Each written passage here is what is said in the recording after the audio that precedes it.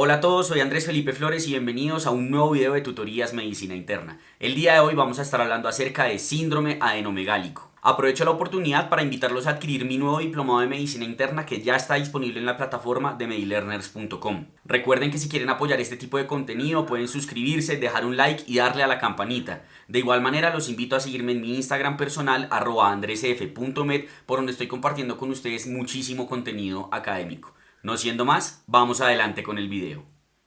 Hablemos entonces de lo que es el síndrome adenomegálico, es decir, cuando un paciente tiene una o múltiples adenopatías o linfadenopatías, que es lo que tenemos que hacer. La aproximación al síndrome adenomegálico, cuando uno se enfrenta a esto, lo primero que debe hacer es pues conocer en dónde se encuentran los ganglios, ¿cierto? Y una vez uno sabe dónde están los ganglios anatómicamente, puede hacer la búsqueda y la identificación como tal de las adenopatías. Una vez uno determina que existe la presencia de una adenopatía, uno debe clasificarla como localizada o como generalizada. Localizada cuando solo afectan una región, una cadena ganglionar, mientras que van a ser generalizadas cuando afectan más de una región de cadenas ganglionares. ¿Y cuáles son esas regiones que tenemos de cadenas ganglionares en el cuerpo? Tenemos las cadenas supraclaviculares, tenemos las cadenas deltopectorales, axilares, epitrocleares, inguinales y popliteas. Esas serían como las que uno vería. Y si uno pregunta, bueno, ¿y qué puede o qué relación anatómica tiene cada una de estas como regiones linfáticas? Pues uno ve que las supraclaviculares tienen que ver con la parte del abdomen en el lado izquierdo y en el lado derecho con el mediastino y los pulmones. Las deltopectorales con el brazo, las axilares con el brazo, el pecho y el tórax. Las epitrocleares con lo que tiene que ser con la parte más distal, digamos, del brazo, y la parte inguinal con lo que sería toda la parte genital, todo lo que sería la parte abdominal y todo lo que sería la extremidad baja, y por supuesto la poplitea, lo que sería la pierna. ¿Listo? La extremidad inferior, dice extremidad baja, qué pena con ustedes. Pero nos faltan entonces las de la cara, ¿cierto? Y las regiones de la cara son estas. Tenemos las preauriculares, ¿cierto? Y las posteroauriculares. Tenemos las parotidias, tenemos las tonsilares, tenemos las submentonianas, tenemos lo que serían las occipitales, tenemos las cervicales posteriores, supraclaviculares que ya mencionamos, cervicales profundas y cervicales superficiales. Y cada una de ellas, fíjense que también tiene un relato anatómico con lo que drena en ellas. Entonces, en las cervicales superficiales tenemos lo que sería el oído y las parótidas. En las cervicales profundas tendríamos lo que sería la parte occipital, de la parte de detrás del cuello, o sea, lo que sería la nuca, la lengua, la tráquea, la nasofaringe y el esófago. Y en las submandibulares tenemos lo que sería toda la parte de la lengua anterior, parte, digamos, como lateral de la nariz, el cachete, entre otras. ¿Por qué es importante y por qué les estoy haciendo énfasis en relación a lo que es la región ganglionar con lo que drena? Porque eso nos puede orientar en muchos escenarios a por qué puede estar inflamada o por qué puede estar aumentada de tamaño ese ganglio cervical o ese ganglio linfático, ¿cierto? Entonces, hablemos de qué pasaría si uno encuentra una linfadenopatía localizada. Si uno encuentra una linfadenopatía localizada cervical, usualmente uno tiene que ver si es anterior, posterior o profunda. Las adenopatías anteriores suelen estar relacionadas con infecciones de la cabeza y del cuello, como sería por ejemplo el virus del Epstein-Barr, el citomegalovirus, infecciones digamos de este índole. Por su parte, las adenopatías posteriores pueden ocurrir con infecciones como el virus del Epstein-Barr, tuberculosis, pero aquí también podemos tener relación con malignidad, sobre todo con lo que sería linfoma o un tumor como tal de cabeza y cuello. Las adenopatías preauriculares usualmente ahí drenan la conjuntiva, el conjunto óptico y el cuero cabelludo anterior y temporal. Y eso quiere decir que usualmente van a crecer por infecciones virales o bacterianas de alguno de estos sitios. ¿Listo?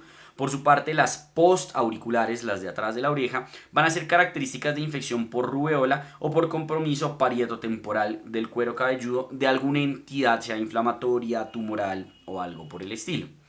Continuando con las linfadenopatías localizadas, tenemos las suboccipitales, las cuales usualmente van a estar relacionadas con infecciones bacterianas o fúngicas del cuero cabelludo posterior. Tenemos las supraclaviculares, que van a estar relacionadas en la gran mayoría de los escenarios, fíjense que hasta en el 50% con malignidad. Si es derecha, recordémonos que la adenopatía supraclavicular derecha, ahí drenaba más la parte del mediastino y demás, entonces van a ser relacionadas con tumores mediastinales, pulmonares o esofágicos. Mientras que en la izquierda, recuerden que drenaban eran las estructuras abdominales, por lo que usualmente la izquierda, que es el famoso ganglio de Virchow, se va a asociar usualmente con malignidad abdominal. Las axilares, ahí como habíamos visto, drena el brazo, la pared torácica y los senos, y usualmente se van a incrementar de tamaño por afecciones infecciosas de los miembros superiores. Si yo no tengo ninguna infección en el miembro superior, o por ejemplo, digamos, también podría ser en los senos, yo tengo que sospechar malignidad definitivamente, y va a ser una malignidad relacionada usualmente o con la pared torácica o con los senos, ¿cierto? A nivel epitroclear, es raro encontrar realmente un ganglio ahí. Cuando se presentan, uno tiene que pensar en infecciones de la mano, del antebrazo, como linfomas, sarcoidosis, tularemia o en ocasiones sífilis. Si uno encuentra una linfadenopatía localizada inguinal, es importante saber que a nivel inguinal uno suele encontrar adenopatías palpables en personas sanas. De hecho, si ustedes quieren, intenten ahorita palpárselas a la región inguinal y muy seguramente van a encontrar una que otra adenopatía ahí chiquita. Sin embargo, cuando son muy abundantes o cuando uno sospecha que son patológicas, uno debe considerar que se pueden deber a infecciones de transmisión sexual, infecciones de los miembros inferiores o en ocasiones a cáncer.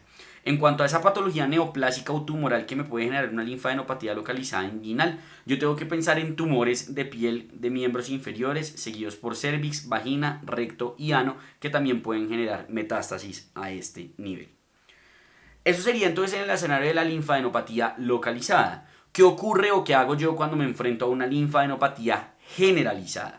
Cuando estoy frente a una linfadenopatía generalizada, lo que tengo que pensar es cuáles son las etiologías que me pueden llevar a eso. Es decir, no me voy a poner a pensar, no, solo tienen este y en este, entonces pienso más en esto. No, tengo que empezar a buscar es causas de linfadenopatías generalizadas.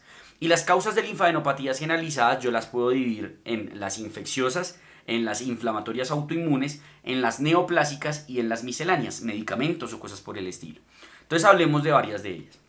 Dentro de las infecciosas, algo que sí o sí yo tengo que descartar definitivamente es el VIH, el virus de inmunodeficiencia humana. Usualmente la afección suele ser axilar, cervical y occipital, generalmente relacionados con lo que sería la infección aguda o el síndrome retroviral agudo, que recuerden que se presenta como un síndrome mononucleosis-like. Entonces, virus del Epstein-Barr vimos que causaba adenopatías, el VIH también puede causar adenopatías. En algunos pacientes no solo se relaciona con la infección aguda, sino con la infección crónica. La linfadenopatía persistente generalizada es una de las formas de presentación del VIH, no relacionada ni siquiera con el grado de inmunosupresión, porque hacen parte de lo que sería el estadio 1 del CDC o de la OMS. Entonces, pues digamos que se pueden llegar a presentar. La otra opción que tenemos es micobacterias, y aquí estamos hablando de micobacterias tanto tuberculosas como no tuberculosas. Digamos que uno puede encontrar usualmente una única linfadenopatía grande y crónica como la escrófula, sobre todo en lo que sería la tuberculosis, que es esa linfadenopatía acá supraclavicular o cervical, pero en TBC miliar puede simular malignidad con un compromiso generalizado, y en micobacterias no tuberculosas diseminadas también puedo tener este compromiso de linfadenopatías generalizadas. Otra entidad infecciosa va a ser la mononucleosis infecciosa, que recuerden que es la infección por el virus del Epstein-Barr, también conocida como la infección del beso, porque es así se suele transmitir. Y usualmente el paciente, además de la linfadenopatía generalizada, va a tener algo localizador como fiebre, faringitis, que me habla de que me está cursando con un proceso infeccioso viral agudo en esos momentos. Usualmente son cervicales posteriores, pero también puede presentar axilares e inguinales, que es cuando ya me llega a este punto de linfadenopatía generalizada. Y tengo que pensar en estos escenarios algunas infecciones que me causen síndromes mononucleosis-like. Ya dijimos que una de ellas era el síndrome retroviral agudo del VIH, pero también puede ser citomegalovirus, herpes virus 6, adenovirus, herpes simplex y otras entidades como toxoplasma y estreptococo piógenes. En cuanto a entidades ya no infecciosas, el lupus eritematoso sistémico va a ser muy importante, en donde hasta el 50% de los pacientes pueden tener linfadenopatías. Usualmente son pequeñas, menores a 0.5 centímetros, y suelen comprometer la región cervical, axilar e inguinal, y no suelen ser dolorosas. Cuando duelen o aumentan de tamaño, uno tiene que pensar o en infección o en malignidad, en un diferencial. Medicamentos son múltiples, sarcoidosis se puede presentar hasta en el 40% de los pacientes, y linfoma, recordad que hay Hodgkin y no Hodgkin. El Hodgkin tiene predominio de adenopatías cervicales, el no Hodgkin suele tener más predominio de linfadenopatías generalizadas, ¿cierto? Aquí tenemos algunos de los medicamentos que pueden causar estas adenopatías generalizadas: alopurinol, atenolol, captopril, carbamazepina, cefalosporinas, etosuximida, sales que tengan que ver con oro, hidralacina, penicilina, fenitoína, ¿qué otras sí? Sulfonamidas, que serían como las que uno usa de manera rutinaria, y muchas veces uno no tiene en la cabeza, si uno no piensa usualmente porque desconoce que estos medicamentos pueden causar este tipo de cuadros. Otras causas atípicas tenemos el Castleman, que sería la hipergamaglobulinemia, el Kikuchi, el Kawasaki, un linfoma que es muy raro, que es el angioinmunoblástico de células T. De hecho, yo tuve la fortuna, por decirlo de alguna manera, de ver una paciente con esto. Un pseudotumor inflamatorio, amiloidosis, Kimura, que usualmente se asocia con elevación de IgE, y eosinofilia. Transformación progresiva de centros terminativos, enfermedad de Rosay-Dorman, que es una histiocytosis en ganglios, enfermedad por IgG4 que se asocia con fibrosis sistémica. Aquí tenemos como un resumen de las etiologías que me pueden llegar a generar adenopatías y si son generalizadas o localizadas. Entonces, en términos infecciosos ya dijimos que las bacterianas suelen ser sobre todo localizadas cuando, por ejemplo, tengo faringitis, que eso me va a causar sobre todo a nivel auricular las adenopatías, infecciones de piel, que va a ser dependiendo de a dónde ir en el sitio de la piel afectado, tularemia, que suele ser más en manos, me puede generar epitrocleares o axilares, plaga, que sería por Yersinia pestis, Bartonella henselae, que sería la enfermedad de arañazo de gato, también es muy característico que genere la adenopatía, difteria, chancroide, entre otras. Y a nivel generalizado puedo tener brucelosis, leptospira, linfogranuloma venéreo, sífilis secundaria y fiebre tifoidea. Muy importante la sífilis secundaria. A nivel viral ya habíamos hablado del VIH, del virus del Epstein-Barr, herpes simple, citomegalovirus, rubeola, pero quiero destacar aquí uno que no habíamos mencionado, que es la hepatitis B. La hepatitis y en general los hepatotropos también pueden generar una síndrome de linfadenopatía generalizada. Micobacterias, tanto tuberculosas como no tuberculosas, fúngicos en ocasiones, histoplasma, coccidio, criptococo, aunque esto usualmente más en el escenario de inmunosupresos, ¿cierto? Que generen estas micosis así diseminadas. A nivel protozoario o parasitario tendríamos lo que sería toxoplasma y leishmania. En cuanto al cáncer, puede generar adenopatías localizadas si es un tumor sólido sobre todo, o linfadenopatías generalizadas sobre todo cuando es un tumor hematolinfoide. Síndrome linfoproliferativo, como mencionábamos. A nivel inmunológico, recordar la IgG4, recordar la enfermedad del suero, recordar el lupus. Endocrino, en ocasiones la enfermedad de Addison. Y misceláneas, pues muchas otras como las que mencionamos en las diapositivas previas.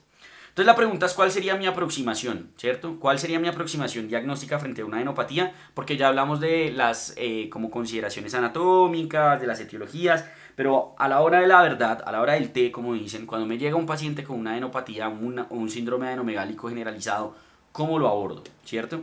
Entonces lo que uno tiene que hacer es valorar en la anamnesis síntomas que acompañen a esa adenopatía. Síntomas B, síntomas de infección cercanos a la adenopatía, exposición a gatos o animales, viajes recientes, todo eso me empieza a orientar hacia cuál puede ser la posible etiología. Y al examen físico uno va a valorar la localización, porque si es localizado recuerden que sugiere alteración en los sitios de drenaje y me tengo que ir a valorar usualmente la piel en estos sitios, para ver si hay algo tumoral, algo infeccioso o algo por el estilo. Valorar el tamaño, porque si es menor a un centímetro es muy poco probable que sea relacionado con malignidad. Siempre valorar la consistencia y la fijación, es decir, si son blandos o si son duros y si está o no adherido a planos profundos, es decir, si yo lo puedo mover. Cuando son blandos y no son adheridos a planos profundos, eso es más sugestivo de algo reactivo, inflamatorio e infeccioso. Cuando son duros, grandes, adheridos a planos profundos, eso es mucho más sugestivo de malignidad. Y valorar si duelen o no. El dolor es algo bueno en las adenopatías en el sentido de que cuando es doloroso sugiere algo más reactivo, infeccioso o inflamatorio. Mientras que cuando no son dolorosos usualmente me sugiere algo más relacionado con malignidad. Y aquí tengo varias de las pistas etiológicas que podría tener en consideración. Si tiene un gato, tengo que pensar en Bartonella. Si comió leche carne cruda, toxo sería una opción. Tuberculosis. Si tiene exposición sexual de riesgo, VIH o algo por el estilo, ocupacional, ¿cierto? O relacionadas con viajes recientes. Y aquí recordar los sitios de drenaje, submandibular, submentoniano, yugular, posterior cervical, suboccipital, preauricular, y cada una de las cosas que drenan ahí, lo que me podría causar linfadenopatías en estos sitios. Esta tablita vale la pena uno tenerla ahí a la mano para pues porque obviamente uno no se va a acordar de esto de memoria, para cuando uno se enfrente a un paciente con este tipo de adenopatías. Eso en general fue cuando era una adenopatía localizada, pero ¿cuál va a ser mi aproximación al síndrome adenomegálico generalizado? ¿Cierto? Entonces, es algo que debo considerar. Si no se sospecha etiología maligna y es clara la posibilidad diagnóstica en la historia clínica, uno usualmente no requiere pruebas adicionales. Me explico, todavía no hablando del adenomegálico generalizado, si tengo unas adenopatías acá como cervicales, pero tiene toda la pinta de tener gripa o cosas por el estilo, no tiene conductas de riesgo, no tengo por qué pensar VIH, yo puedo pensar que es una mononucleosis y ya, ¿cierto? Y darle signos de alarma. Cosas por el estilo. Ahora, si hay sospecha de malignidad, usualmente se requieren pruebas adicionales con caracterización imagenológica y con biopsia. ¿Listo? En general, cuando uno tiene una linfoadenopatía localizada no explicada, un paciente que tiene un ganglio y no le encontré nada que me sugiera en el examen físico que es por una infección o algo por el estilo, uno, después de descartar la etiología infecciosa, le da 4 semanas. Si en 4 semanas no ha resuelto, le toma una biopsia. Y si uno tiene una linfadenopatía generalizada no explicada, ¿cierto? O sea, no hay un virus o algo por el estilo que me lo explique de entrada, uno tiene que hacer búsqueda de alteraciones en el hemograma y a todos los pacientes uno les va a hacer prueba de VIH, radiografía de tórax y si no se encuentra se hace caracterización imagenológica y estudios adicionales. Aquí yo les diría que generalmente lo que uno pide cuando llega a ser esos pacientes con un adenomegálico generalizado, que uno no tiene como muy claro por qué puede ser, uno le va a pedir VIH, le va a pedir RPR, le va a pedir serología de hepatotropos y a ver si tiene unos estigmas de autoinmunidad. Y si llega a tener algo de estigmas de autoinmunidad, unos ANA también serían como algo ahí de entrada que uno le pediría como tal a esos pacientes. Y ya en cuanto a los estudios de caracterización, pues digamos que en términos imagenológicos puede ser de utilidad el TAC, la ecografía con Doppler y la resonancia magnética para caracterizar bien eso. La ecografía sobre todo en los superficiales, pero si yo estoy en un adenomegálico generalizado, usualmente prefiero el TAC corporal total para ver dónde hay adenopatías, porque pueden haber adenopatías que no son palpables, las subcarinales, las traqueales, las bronquiales, las retroperitoneales, etc. Y si yo llegué al punto en el cual necesito una biopsia porque no era evidente en el examen físico la razón, en la anamnesis y en los paraclínicos iniciales la razón de las adenopatías, recordar que la biopsia, si bien a uno le hablan de que puede tomar por aguja gruesa, de que puede tomar por ACAF, realmente esas solo como permiten como valoración inmunofenotípica, genética y molecular, pero no son buenas, ¿listo? Si ustedes van a biopsiar un ganglio, no se pongan a tomarle un aspirado, no se pongan a tomarle una biopsia por aguja gruesa. Las biopsias de los ganglios tienen que ser excisionales, abiertas, por cirugía general, ¿listo? Y es muy importante porque uno con eso mira la arquitectura, mira dónde está el ganglio, etc. Y la pregunta es de dónde se toma el ganglio, idealmente el más anómalo y en la posición de mayor riesgo de malignidad. Y una como mnemotecnia que ustedes pueden tener es que el rendimiento de los ganglios va de arriba para abajo. El mejor es el cervical, porque suele ser el que más rendimiento tiene, el más accesible y el que menos riesgo tiene de complicaciones como infecciones. Después seguirían los axilares y de pronto los supraclaviculares y los menos deseados son los inguinales, porque son los que menos rinden, porque uno puede tener, como habíamos ya mencionado, adenopatías inguinales per se sin necesidad de tener una infección y porque esto se infecta mucho en el posoperatorio. Entonces a grandes rasgos, siempre de arriba para abajo, si tienen cervicales, pídanle a cirugía que le hagan una biopsia excisional como tal de eso. Y uno al ganglio pues le hace los estudios que necesita. Si uno tiene una sospecha, por ejemplo, infecciosa, pues pedirle los estudios para micobacterias tuberculosas y no tuberculosas. Si uno tiene una sospecha, por ejemplo, de linfoma, que le hagan de una vez la inmunohistoquímica y cosas por el estilo. Y con esto terminaríamos entonces lo que les quería mencionar respecto a síndrome adenomegálico. Espero que les haya gustado, fue un como brochazo, por decirlo de alguna manera, de lo que se necesita saber. Cualquier duda déjenla en los comentarios y trataré de responderla. Y si quieren seguir aprendiendo con nosotros, en la pantalla encuentran un video con el cual pueden hacerlo y nos vemos en la próxima ocasión.